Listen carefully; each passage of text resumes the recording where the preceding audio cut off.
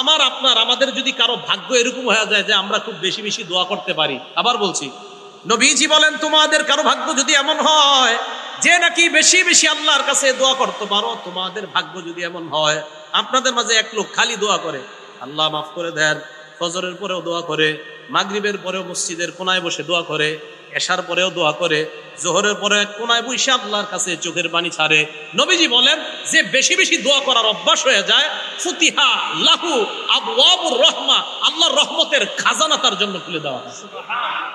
তাহলে বেশি দোয়া করার যার অভ্যাস আছে আল্লাহর রহমতের খাজানা তার জন্য খুলে যায়। এই জন্য মনে রাখবেন যে বেশি আল্লাহর কাছে দোয়া করতে পারে তার ভাগ্য বড় ভালো। খুব বেশি আল্লাহর কাছে দোয়া করা, আল্লাহ আমাদেরকে বেশি দোয়া করার তৌফিক দান করেন।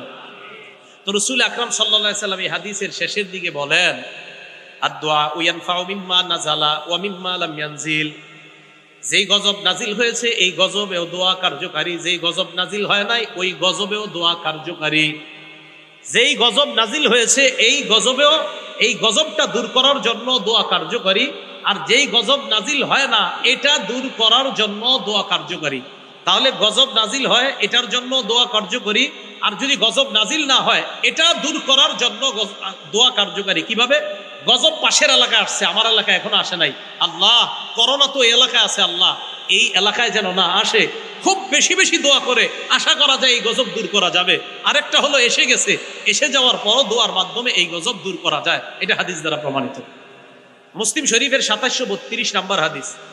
এই জায়গায় আপনারা বৈশা যদি আরবের কারোর জন্য দোয়া করেন, মনে করেন আপনার ভাই বিদেশ থাকে, আল্লাহ আপনি মাফ করে দেন, আল্লাহ কাশ্মীরের মুসলমানদেরকে হেফাজত করেন, আল্লাহ আরাকানের মুসলমানদেরকে হেফাজত করেন, এই দোয়া যদি আপনি করেন, মামুদ যারা নির্যাতিত মুসলমান আলেম ওলামা তাদেরকে আপনি হেফাজত করেন, জুলুম থেকে আপনি বাঁচান, এই দোয়া যদি আপনি করেন। এবার হাদিস শুনেন, মুসলিম শরীফের 2732 নাম্বার হাদিসের বর্ণনা, ক্বালা রাসূলুল্লাহ সাল্লাল্লাহু আলাইহি ওয়াসাল্লাম, আল্লাহ নবী বলেন কোন মুসলমান যখন দোয়া করে লিআখিহি বিযহরিল গায়ব, কোন মুসলমান যখন তার ভাইয়ের জন্য দোয়া করে আড়াল থেকে মানে ওই ভাই এখানে নাই তার জন্য যদি আমরা দোয়া করি, আমাদের মাজলুম কোন আলেম মাজলুম মুসলমানরা কোথাও আছে, আমরা এখান থেকে তাদের জন্য দোয়া করলাম, নবীজি বলেন ইল্লা ক্বালাল মালাক, একজন ফেরেশতা বলে ওয়ালাকা বিমিসলিন, তুমি আমি দোয়া করলাম, আমার সাথে একবার বলেন হে আল্লাহ মাজলুম মুসলমানদেরকে হেফাজত করেন।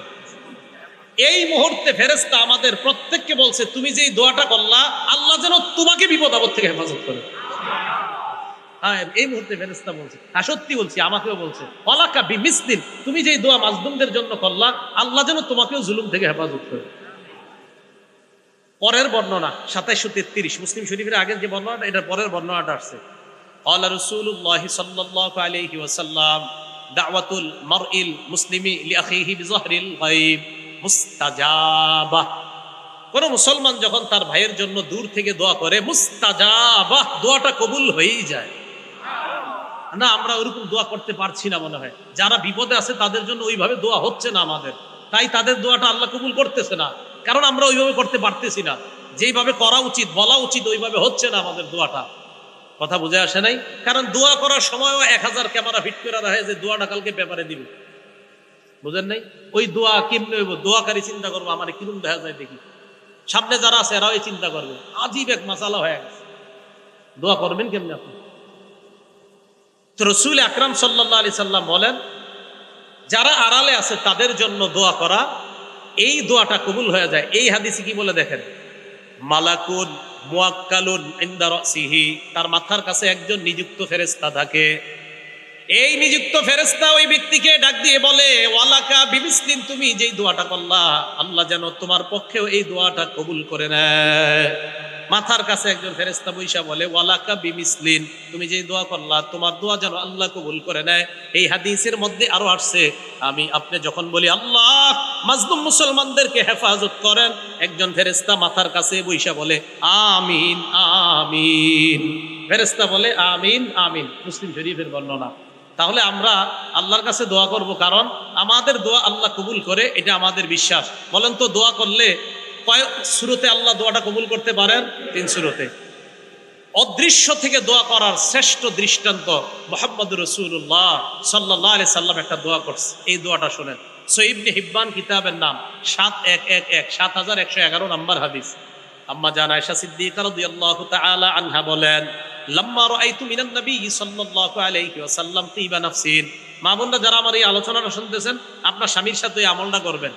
আম্মা জান আয়েশা বলেন, আমি যখন আল্লাহর নবীর ভালো মুড দেখতাম, মুড বুঝুন তো, মুড মানে ভালো মুডে আছে নবীজি, খুব ফুরফুরে মেজাজ। নবী সবসময় একটা ফিকিরে থাকতেন, উম্মতের ফিকির। কখনো রসুলের চেহারা মোবারক লাল হয়ে যেত, রাগ হয়ে যেতেন, অন্যায় কিছু দেখলে নবীজি রাগ হয়ে যেতেন। তা আম্মা জান আয়েশা বলেন, কখনো যদি মুড ভালো দেখতাম, নবীজিরে বলতাম, আল্লাহ ইয়া রসুল আল্লাহ, আপনি আল্লাহর কাছে আমার জন্য একটু দোয়া করেন। আমি নবীজিরে বলতাম, ইয়া রসুল আল্লাহ, হে আল্লাহ রসুল, আপনি আমার জন্য একটু আল্লাহর কাছে দোয়া করেন। তো নবীজি বলতেন, আয়েশা তোমার জন্য দোয়া করবো? কাহা বিবিরা যারা আছেন, আপনার স্বামীরে যখন ভালো মুডে দেখবেন তখন বলবেন যে আপনি একটু আমার জন্য এখন দোয়া করেন। আর আপনারা কি মুডে থাকবেন? রাত 2টা বাজে তো দুইজন টেলিভিশনের উপরে থাকেন, আর মুড কখন আসবে? এই মুডে থাকে না, মুড আসবে কখন দোয়া? এখন কি দোয়া হবে নাকি? তো রাসূল আকরাম সাল্লাল্লাহু আলাইহি ওয়াসাল্লাম কি দোয়া করবো? হুজুর আপনি যেই দোয়া আল্লাহর কাছে মন চায় করেন আমাকে। তো নবীজি বলতেন, আল্লাহুম্মা গফির লি আয়েশাতা মা তাকদ্দামা মিন যামবিহা ওয়া মা তাআখার। আল্লাহ আপনি আয়েশার আগে পরের সব গুনাহ মাফ করে দেন। ওয়া মা আসররাত ওয়া মা আলানাত, প্রকাশ্য এবং গোপন যত গুনাহ আছে আল্লাহ সব মাফ করে দেন। আম্মা জান আয়েশা সিদ্দিকা দহিকাত, হাসা শুরু করতেন খুশিতে। দেখেন কি বলে, হাসতে হাসতে হাসতে হাসতে হাত্তা সাকাতা রাসুহা ফি হিজরিহা। আম্মা জান হাসতে হাসতে ওনার মাথাটা কোলের উপর গিয়ে পড়তো, এত হাসতেন। কেন? তো নবীজি কয়, আয়েশা হাসো কেন? খুশিতে। তো আল্লাহ রাসূল সাল্লাল্লাহু আলাইহি সাল্লাম আম্মা জান আয়েশা সিদ্দিকা বলতেন, আয়েশা আয়া সুররুকি দুআই, আমি দোয়া করলে কি তুমি অনেক খুশি হও? তো আম্মা জান আয়েশা বলে, জি হুজুর, আপনি যে দোয়া করেন খুশি, এই দোয়া শুনলে কার না খুশি লাগবে? তাই আপনার এই দোয়া শুনি না আমি খুশিতে এত খুশি হয়ে যাই, হাসতে হাসতে আমার মাথা আমার শরীর উপর পড়ে, এত পরিমাণ আমি খুশি হয়ে যাই। নবীজি বলেন, আয়েশা আমি যে দোয়াটা তোমার জন্য করলাম তুমি অনেক খুশি হয়েছো না? হ্যাঁ। নবীজি কি বলে দেখেন, ইন্নাহা লা দুআই লি উম্মতি ফি কুল্লি সালাহ। আয়েশা আমি তোমার জন্য যে দোয়াটা করলাম, আমি যতবার নামাজ পড়ি, নামাজের পর আমি যতবার দোয়া করি আমার উম্মতের জন্য ঠিক এই দোয়াটা ততবার করি। আল্লাহু আকবার।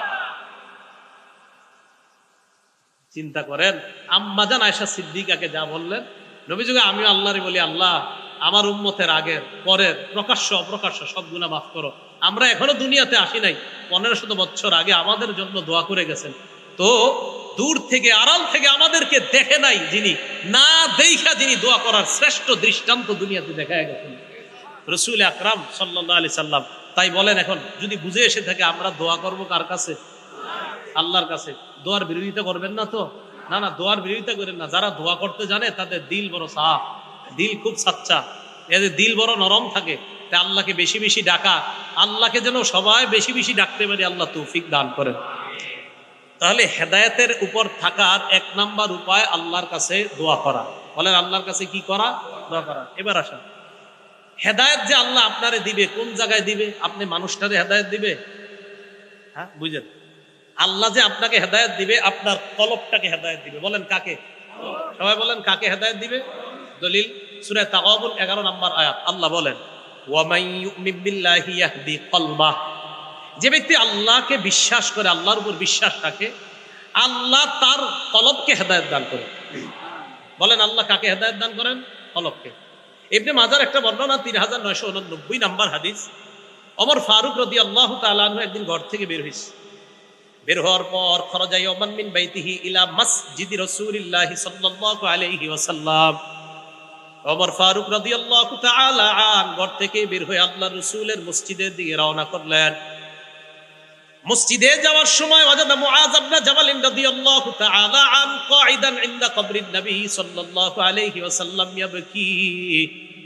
হযরত ওমর হযরত মুআয ইবনে জাবালকে দেখেন আল্লাহর রাসূলের কবরের পাশে বইসা কান্নাকাটি করতেছে।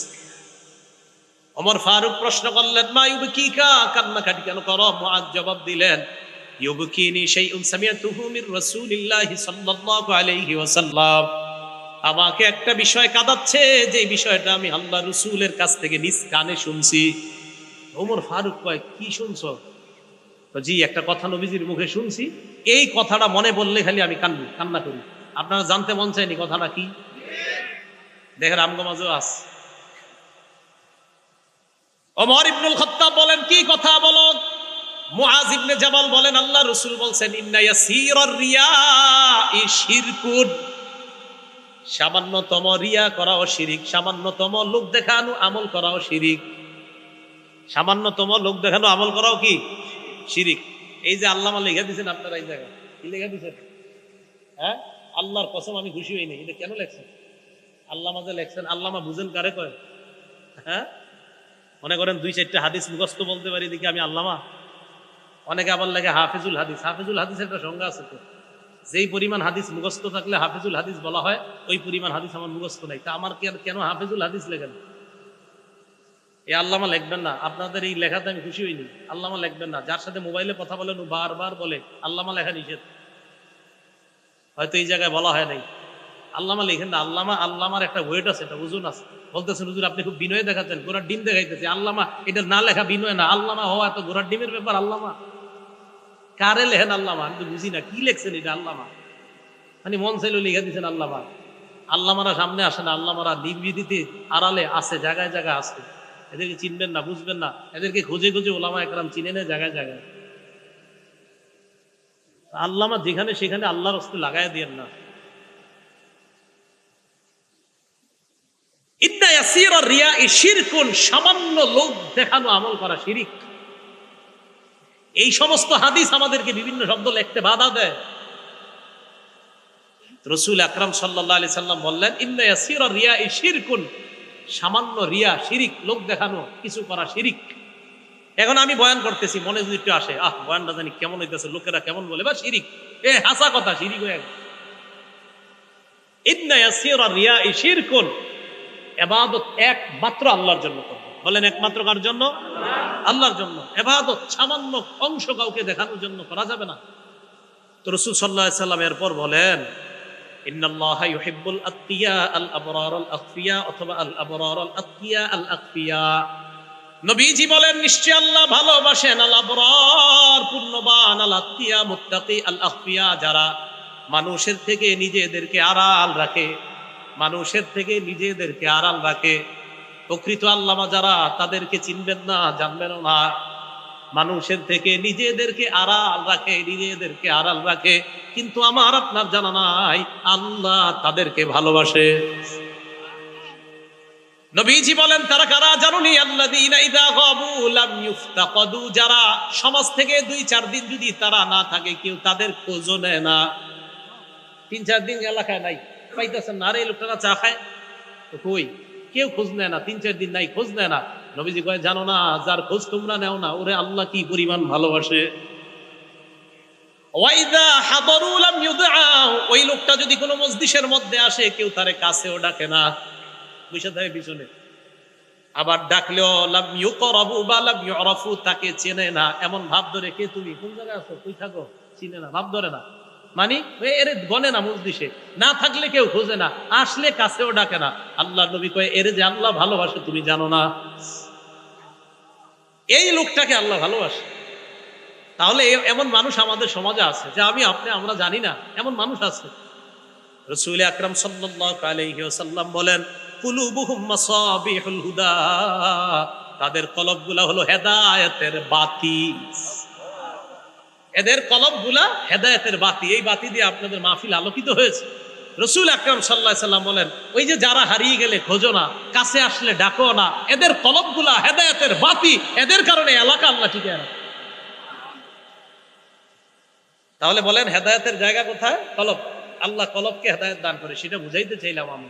এই জন্য রাসূল আকরাম সাল্লাল্লাহু আলাইহি সাল্লাম আল্লাহরে বলতেন আল্লাহুম্মা ইন্নী আসআলুকা রাহমাতান তাহদি বিহা কলবি, হে আল্লাহ আমি আপনার কাছে এমন দয়া চাই যে দয়ার মাধ্যমে আপনি আমার কলব হেদায়েত দিয়ে দেন। তাহলে বলেন আমার সাথে, ওলামারা ছাড়া অন্য যারা সাধারণ আছেন তারা আমার সাথে বাংলাটা বলেন, বলেন হে আল্লাহ আপনার কাছে এমন রহমত চাই, যেই রহমতের কারণে, যেই রহমতের মাধ্যমে, যেই রহমত দিয়ে আমার কলবকে হেদায়েত দান করেন। এই কথাটা বেশি বেশি আল্লাহরে বলবেন, ইনশাআল্লাহ হেদায়েতের উপর রেখেই আল্লাহ আপনার মৃত্যু দান করবেন। এটা একটা। আরেকটা সূরা ইউসুফের আয়াতটা যদি পড়তে পারেন, গালেবান 101 বা 111 নম্বর আয়াত, 101ই হবে মনে হয়, বা 111 সম্ভবত, সূরা ইউসুফের ফাতিরাস সামাওয়াতি ওয়াল আরদ আনতা ওয়ালিয়্যি ফিদ দুনিয়া ওয়াল আখিরাহ তাওয়াফফানি মুসলিমান ওয়া আলহিকনি বিস সালিহিন। হে আসমান জমিনের সৃষ্টিকর্তা, ফাতিরাস সামাওয়াতি ওয়াল আরদ তাওয়াফফানি মুসলিমা, আল্লাহ তুমি আমাকে মুসলমান অবস্থায় মৃত্যু দিয়ে দিও। ওয়া আলহিকনি বিস সালিহিন, নেককার মানুষের সাথে আমাকে তুমি মিলায়া দিও। ইউসুফ নবী বাদশা ছিলেন, নবী ছিলেন, এরপরে আল্লাহর কাছে দোয়া করতেন, আল্লাহ তাওয়াফফানি মুসলিমা। নবী নবী কয় আল্লাহ রে তাওয়াফফানি মুসলিমা, বাদশা আল্লাহ রে কয়, বাদশা আবার নবী, খাদ্যমন্ত্রী আবার নবী, আবার উনি আল্লাহ রে কয়, একজন নবী আল্লাহ রে কয় তাওয়াফফানি মুসলিমা, আল্লাহ আপনি আমাদের মুসলমান অবস্থায় মৃত্যু দিয়েন। কে বলছে? একজন নবী। তা আমি আপনি কি বলা উচিত আল্লাহকে? এই জন্য আল্লাহর কাছে খুব বেশি বেশি বলা। আমি যার কাছে বুখারী শরীফ পড়ছি, আল্লামা আবু জাফর আল কাসিমি দামাত বরকাতুহুল আলিয়া, হযরতে আব্দুল্লাহপুর, বর্তমান আব্দুল্লাহপুর মাদ্রাসার শেখুল হাদিস, হযরতের মুখে শুনছি, এইটা যদি কেউ নিয়মিত পড়তে পারে ইনশাআল্লাহ আশা করা যায় আল্লাহ যদি তার এই দোয়াটা কবুল করেই নেই, আশা করা যায় হেদায়েত দিয়ে মুসলমান অবস্থায় তার মৃত্যু দিবে আল্লাহ। তো রাসূল আকরাম সাল্লাল্লাহু আলাইহি সাল্লাম আল্লাহরে বললেন, আল্লাহ এমন হেদায়েত আপনার কাছে চাই যার মাধ্যমে আপনি আমার দিলকে হেদায়েত দিবেন, এমন রহমত চাই যার মাধ্যমে আপনি আমার দিলকে হেদায়েত দিবেন। এবার আশ্চর্য একটা হাদিস শোনেন রাসূল আকরাম সাল্লাল্লাহু আলাইহি সাল্লামের, এই দুই আঙ্গুলের দিকে তাকান, সাল্লাল্লাহু আলাইহি সাল্লাম। মুসলিম শরীফের 2654 নম্বর হাদিস, আমাদের মাদ্রাসার পাঠ্যপুস্তক অনুসারে মোট হাদিস সংখ্যা হবে 3033টা। এই হাদিসের মধ্যে আসছে, ক্বালা রাসূলুল্লাহ সাল্লাল্লাহু আলাইহি ওয়াসাল্লাম, ইন্না কুলুবা বানি আদামা কুল্লাহা বাইনা ইসবাইনি মিন আসাবির রহমান। মাঝে মাঝে নিজেরা ট্রাই করবেন। এখন যার যে নিচে এইভাবে দুই আঙ্গুল দিয়ে, এই দুই আঙ্গুলের দিয়ে একটু তাকান, দেখেন আমার অনুবাদটা শোনেন আর আঙ্গুলের দিকে তাকান। রাসূল সাল্লাল্লাহু আলাইহি সাল্লাম বলছেন, শোনো উম্মত, পুরা দুনিয়ার সমস্ত কলবগুলা আল্লাহর এই দুই আঙ্গুলের মাঝে কাকলবিন ওয়াহিদিন, একটা কলবের মতো, মানে এট এ টাইম, একই মুহূর্তে সারা দুনিয়ার কোটি কোটি কলবগুলা আল্লাহ একই মুহূর্তে একই সময় দেখতে পায়। এই দেখতেছি আমি আরিফ বিন হাবিবের কলব দেখতেছি, আপনাদের কলব এক সময় আল্লাহ দেখতেছেন। মাঝে মাঝে চিন্তা করবেন যে আল্লাহ ইন্না লিল্লাহ, সর্বনাশ মাবুদ, তুমি তো আমার কলব এখন দেখতেছো। রাসূল আকরাম সাল্লাল্লাহু আলাইহি সাল্লাম আঙ্গুলের মাঝে পুরা দুনিয়ার কলবগুলো একটার মতো। এবার কি কয় দেখেন, ইউসাররিফুহু হাইসু ইয়াশা, যেইভাবে চায় এইভাবে নাড়াইতে পারে, নাড়াইতে পারে। সুম্মা ক্বালা রাসূলুল্লাহ সাল্লাল্লাহু আলাইহি ওয়াসাল্লাম, আল্লাহুম্মা মুসাররিফাল কুলুব সাররিফ কুলুবানা আলা তাআতিক। নবী আল্লাহকে বলতেন, হে আল্লাহ, কলবের পরিবর্তনকারী আল্লাহ, কলবকে ঘুরানো ফিরানো আল্লাহ, যিনি কলবকে ঘুরিয়ে দেন ফিরিয়ে দেন, যিনি কলবকে লালান, যিনি কলবকে এদিক সেদিক করেন। নবীজি কি কয়, আল্লাহ আপনি তো কলব ঘুরান, আমাদের কলবটা ঘুরিয়ে ফিরিয়ে আপনার ইবাদতের দিকে নিয়ে যান। এখন আপনারা এই জায়গায় অনেকে আছেন, কলব আমেরিকা, কলব জাপান। রাসূল সাল্লাল্লাহু আলাইহি সাল্লাম বলছে, আল্লাহ কলবটা আপনি ঘুরান, আমাদের কলবগুলা ঘুরে আপনার ইবাদতের দিকে নিয়ে যান। এই জন্য এই দুই আঙ্গুলের মাঝে মাঝে মাঝে তাকায় চিন্তা করবেন, রাস্তায় হাঁটতেছেন, যে আল্লাহ আপনার দুই আঙ্গুলের মাঝে পুরা দুনিয়ার কলব, মাহমুদ আমার কলবও তো আপনার এইখানে, কলব নাকি আপনি এইভাবে নাড়ান, ঘুরান ফেরান, আল্লাহ আমারটা ঘুরিয়ে ফিরে আপনার ইবাদতের দিকে রাখুন। তাহলে আল্লাহর কাছে এইভাবে দোয়া করা। আর রাসূল সাল্লাল্লাহু আলাইহি সাল্লাম আরেকটা দোয়া করতেন, হেদায়েতের উপর থাকা, ইয়া মুকাল্লিবাল কুলুব সাব্বিত কলবি আলা দীনিক, হে অন্তরের পরিবর্তনকারী। বলেন তো কলব, কলব মানে যা বারবার পরিবর্তন হয়, এদিকে এটার নাম কলব। কলব, কলব মানে পরিবর্তন হয়, কলব মানে পরিবর্তন হয়, এটার নাম কলব। এই জন্য এটা কখনো আমেরিকা কখনো জাপান, ওই যে পরিবর্তন হয় খালি, এই জন্য এটার নাম কলব। কলব এটা আরবি শব্দ, এই আরবিটার অর্থ হলো বারবার যে পরিবর্তন হয়, কলব বারবার পরিবর্তন হয়। এই কলব যেন পরিবর্তন হয়ে গুনাহের দিকে না যায়, তাই একজন আল্লাহওয়ালার সাথে সম্পর্ক রাখা যেন কলব ঠিক থাকে, কলব এদিক সেদিক না যাওয়ার জন্য একজন আল্লাহওয়ালার সাথে সম্পর্ক রাখা। এখন বলবেন আল্লাহওয়ালার সাথে কেন সম্পর্ক রাখবো? মানে আজীব প্রশ্ন, আপনাদের তো প্রশ্ন শেষ নাই। মাজমাউজ জাওয়ায়েদ একটা কিতাব আছে, ইমাম হাইসামি রহমতুল্লাহ আলাইহির লেখা, 1 নম্বর খণ্ড 134 নম্বর পৃষ্ঠা। এক ব্যক্তি রাসূল আকরাম সাল্লাল্লাহু আলাইহি সাল্লামের কাছে আসছে, আসার পর সাহাবারা নবীজির সামনে আয়েশা কয়, ইয়া রাসূলুল্লাহ ইযাননি ফিজ জিনা, হুজুর আমারে জিনা করার অনুমতি দেন। নাউজুবিল্লাহ বলেন, কারে কয় দেখেন কি কথা। সাহাবারা তো মনে করে আমরা তো এরকম করতাম, আমগো হুজুরে কেউ এসে বললে তো খবর আছে, এই কি কস কোন জায়গায়। সাহাবারা সবাই জাজারুহু, মাহ মাহ, হাদিসের বর্ণনা, মাহ মাহ, থামো, কি কয় এগুলো নবীজি রে? আমাদের নবীজি কেমন শিক্ষক ছিলেন দেখেন। নবীজি কয়, এই শোনো, উদনুহু, তারে আমার কাছে আসতে দাও। তারা আমার কাছে আসতে দেয়। ফাদানাহু কারীবাম মিন, নবীজির কাছে নিয়ে গেছে। যাওয়ার পর নবীজি বলছেন, কি বলছো? কয় হুজুর জিনার অনুমতি দেন। আল্লাহ রাসূল সাল্লাল্লাহু আলাইহি সাল্লাম দেখেন কিভাবে সংশোধন করে। আর তুহিব্বুহু লিউম্মিকা, তুমি যে কাজটা করতে চাও তোমার আম্মার সাথে এই কাজটা কেউ করুক, এটা তুমি চাও? ওই ব্যক্তি কয়, লা জাআলানি আল্লাহু ফিদাকা ইয়া রাসূলুল্লাহ। হুজুর আপনি কি বললেন? অসম্ভব। আল্লাহ নবী বলেন, ফান্নাসু লা ইউহিব্বুনাহু লিউম্মাহাতিহিম, তুমি যেমন তোমার মায়ের সাথে এই অপকর্মটা চাও না, কোন মানুষ তাদের মায়ের সাথে এই অপকর্ম তুমি করবা এটাও তারা চায় না। উনি চুপ হয়ে শুনতেছে। আর তুহিব্বুহু লিইবনাতিক, তুমি কি তোমার মেয়ের সাথে এই অপকর্ম কেউ করো এটা পছন্দ করো? ওই ব্যক্তি জবাব দেয়, লা জাআলানি আল্লাহু ফিদাকা ইয়া রাসূলুল্লাহ, না হুজুর এটা অসম্ভব। আল্লাহ নবী বললেন, ফান্নাসু লা ইউহিব্বুনাহু লিযালিক, মানুষ এটা পছন্দ করে না যেই কারণে তুমি পছন্দ করো না। ফান্নাসু লা ইউহিব্বুনাহু লিবানাতিহিম, তাদের মেয়েদের সাথে এমন অপকর্ম তুমি করবা কোন বাবা এটা পছন্দ করবে না। আতুহিব্বুহু লিউখতিকা, তোমার বোনের সাথে অপকর্ম তুমি পছন্দ করবা কিনা? না ইয়া রাসূলুল্লাহ। আল্লাহ নবী বললেন, ফান্নাসু লা ইউহিব্বুনাহু লিআখাওয়াতিহিম, কেউ তাদের বোনের সাথে অপকর্ম করবা এটা পছন্দ করে না। আতুহিব্বুহু লিখালাতিকা, তোমার খালার সাথে কেউ অপকর্ম করবে পছন্দ করো? লা ইয়া রাসূলুল্লাহ, না এটা আমি পছন্দ করি না। ফান্নাসু লা ইউহিব্বুনাহু লিখালাতিহিম, মানুষ তার মায়ের সাথে খালার সাথে অপকর্ম করা পছন্দ করবে না। আতুহিব্বুহু লিআম্মাতিকা, তোমার ফুফুর সাথে এই অপকর্ম পছন্দ করবা কিনা? লা ইয়া রাসূলুল্লাহ। আল্লাহ নবী বললেন, ফান্নাসু লা ইউহিব্বুনাহু লিআম্মাতিহিম, কেউ তাদের ফুফুর সাথে তুমি এমন অপকর্ম করবা এটা পছন্দ করে না। আল্লাহ নবী এভাবে হাত রাখলেন, রাখার পর বললেন, আল্লাহুম্মা গফির যাম্বাহ, আল্লাহ তার গুনাহগুলো আপনি মাফ করে দেন। ওয়াতাহহির কলবাহ, আল্লাহ তার কলবটা আপনি পবিত্র বানায় দেন। ওয়াহাসসিন ফারজাহ, আল্লাহ তার লজ্জাস্থানটাকে আপনি একদম হেফাজত করেন। তাহলে শায়েখের দরকার আসেনি? শায়েখের দরকার আসেনি? এই যে শায়েখ বলতেছে, আল্লাহরে বলতেছে। আল্লাহ আল্লাহর কাছে কেন যাবেন জানেন? আল্লাহ আল্লাহ আপনার জন্য দোয়া করবে। আপনি তো ওনার কাছে যাবেন, যাওয়ার পর সব হালাত বলে আসবেন, হুজুর আমি তো এই সমস্যা আছে। আপনি যে আইসা পড়ছেন, আপনি জানেন না উনি যে তাহাজ্জুদ করে আপনার জন্য দোয়া করেন। এই দোয়ার কারণে ওই যে আল্লাহরে বলে, আল্লাহ এই ছেলেটা আমার কাছে আসছে, আল্লাহ তারে গুনাহ করায় না।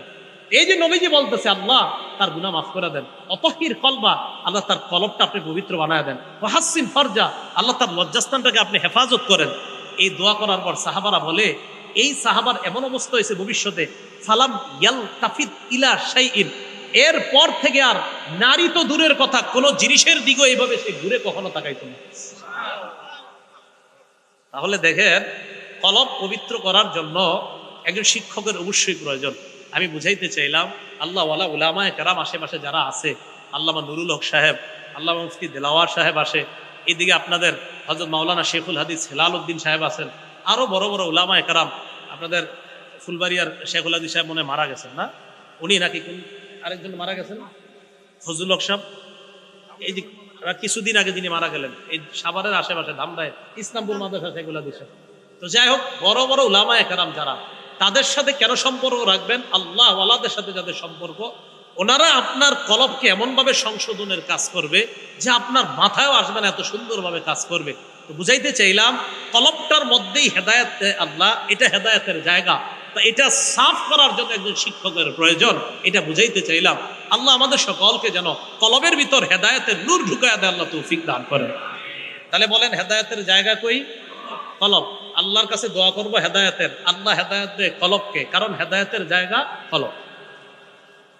শুধু হেদায়েতের জায়গা যে কলব এমন না, ঈমান যেই জায়গায় আল্লাহ ফিট করে দেয় এই জায়গাটার নামও কলব। সুবহানাল্লাহ।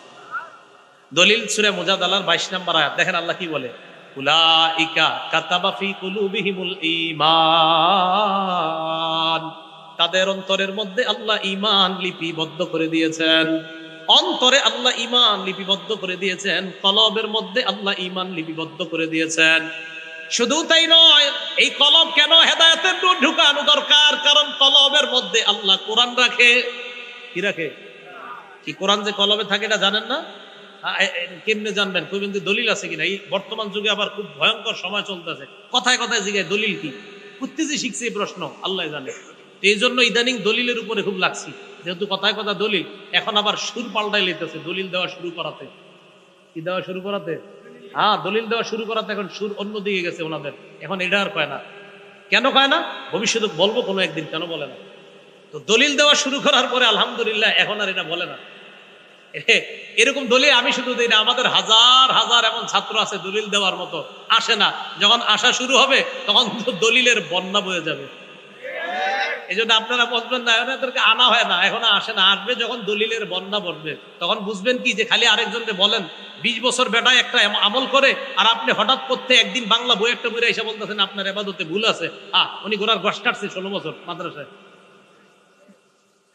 রসুল আকরাম সাল্লাল্লাহু আলাইহি ওয়াসাল্লাম ওরা সাহাবাদেরকে তৈরি করছেন। আস্তে আস্তে তো যাই বলতেছিলাম, দলিল চায় যে কোরআন যে দিলের মধ্যে রাখে। সূরা বাকারাতে আল্লাহ বলেন, ইহুদি খ্রিস্টানরা, ইহুদিরা বিশেষ করে বলে, মান কানা আদুওয়াল লিজিবরিলা, নবী আপনি বলেন যারা বলে জিবরিল হলো তাদের শত্রু, ফাইন্নাহু নাযালাহু আলা কলবিকা, আপনি বলেন জিবরিল আমিন আল্লাহর হুকুমে, ফাইন্নাহু নাযালাহু আলা কলবিকা বিইজনিল্লাহ, আল্লাহর হুকুমে জিবরিল আমিন কোরআনটা আপনার কলবের মধ্যে রেখে দেন। তাহলে কোরআন কোথায় রাখে? কোরআন কোথায় রাখে? হেদায়েত কোথায় রাখে? এই জন্য হেদায়েতের নূর দ্বারা কলব সাফ করা, যেন এখানে কোরআন থাকে, এখানে ঈমান থাকে। বুঝাইতে চাইলাম হেদায়েতের জায়গা কলব। তাই আল্লাহর কাছে যখন দোয়া করব, এইভাবে দোয়া করা, আল্লাহ আপনি এমন রহমত দান করেন যে রহমতের মাধ্যমে আমার কলবকে আপনি হেদায়েত দান করেন। এখন কলবের মধ্যে যদি হেদায়েত ঢুইকা যায়, লাভ কি? এটার লাভ হলো হিংসা, বিদ্বেষ, অহংকার সহ যত রোগ আছে এই রোগগুলা বের হয়ে যাবে কলবে যদি হেদায়েতের আলো স্থান পেয়ে যায়। মুসলিম শরীফের 2564 নম্বর হাদিসের বর্ণনা, ক্বালা রাসূলুল্লাহ সাল্লাল্লাহু আলাইহি ওয়াসাল্লাম, আল্লাহ নবী বলেন, লা তাহাসাদু, তোমরা পরস্পর হিংসা করবা না, ওয়ালা তানাজাসু, তোমরা পরস্পর ধোঁকাবাজি করবা না, ওয়ালা তাবাগাজু, তোমরা পরস্পর বিদ্বেষ পোষণ করবা না, ওয়ালা তাদাবারু, তোমরা একে অপরের ক্ষতি করার জন্য আড়ালে শত্রুতা করবা না, ওয়ালা ইয়াবি বাদুকুম আলা বাই'i বাদিন, একে অপরের ক্রয় বিক্রয় করার সময় তোমরা অন্য কেউ গিয়ে ক্রয় বিক্রয় করবা না। ভাই সোয়েটারটা কত? 500 টাকা। 450 টাকা দিবেন? জি দিব। আপনি উল্টা গিয়ে বললেন আমি 520 টাকা দিব, আমারে দেন। নিষেধ, এটা নবীজি নিষেধ করছেন। আমাদের দুইজনের লেনদেন চুক্তি পুরা শেষ, এখন উনি আমারে দিবে, প্যাকেট করা বাকি।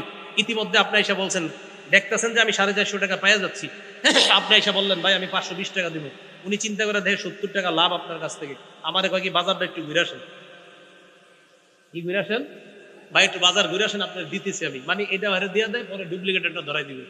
রাসূল সাল্লাল্লাহু আলাইহি ওয়াসাল্লাম এটা নিষেধ করছে। আমাদের সমাজে আরেকটা হয়, এটাও নিষেধ। বিসমিল্লাহ। ওয়ালা ইয়াখতিব আহাদু, আল্লাহুম্মা লাকাল হামদু ওয়া লাকাশ শুকর, ওয়ালা ইয়াখতিব আহাদুকুম আলা খিতবাতি আখিহি।